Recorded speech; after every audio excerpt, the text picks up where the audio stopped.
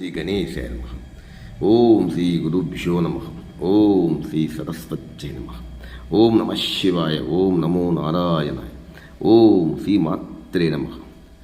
మన అందరం కూడా భోజనం చేసే ముందు ఖచ్చితంగా ఎటువంటి అజీర్ణ సమస్యలు రాకుండా తిన్న ఆహారం పూర్తిగా జీర్ణం కావడానికి సంవత్సరమంతా కూడా మనం జీవించినంత కాలం కూడా అన్నము మనకు ఎటువంటి పరిస్థితుల్లో కూడా ఇబ్బంది కలగకుండటానికి అన్నము కడుపుండా భుజించడానికి ఆ అన్నపూర్ణమ్మ తల్లిని కనీసము ఒక శ్లోకమైన మనం పఠించి కనుక భోంచేసినట్లయితే మంచి ఆరోగ్యం ఉండడమే కాకుండా అన్నానికి ఎటువంటి కొరత ఉండదని చెప్పని పురాణాలు ఘోషిస్తున్నాయి.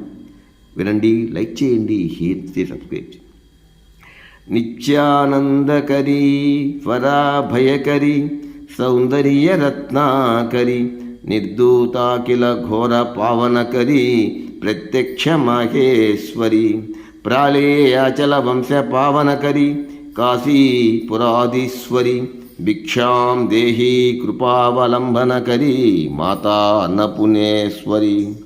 నిత్యానందకరి వరాభయకరి సౌందర్య రత్నాకరి నిర్దూతాకిల ఘోర పావనకరి ప్రత్యక్ష మహేశ్వరి ప్రాళేయాచల వంశ పావనకరి కాశీపురాధీశ్వరి భిక్షాం దేహి కృపావలంబనకరి మాతా అన్నపూర్ణేశ్వరి.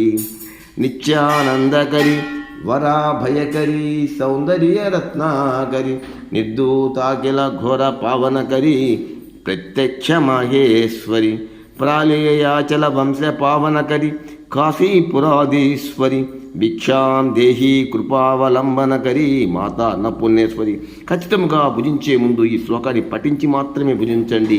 జగన్మాత కైలాసపతి ఎల్లప్పుడూ కూడా ఎటువంటి అనారోగ్య సమస్య దరిచేరకుండా, ముఖ్యంగా కడుపు సంబంధించి ఎటువంటి రోగాలు రాకుండా కాపాడుతుంది. సర్వే జనా సుఖినో భవంతు.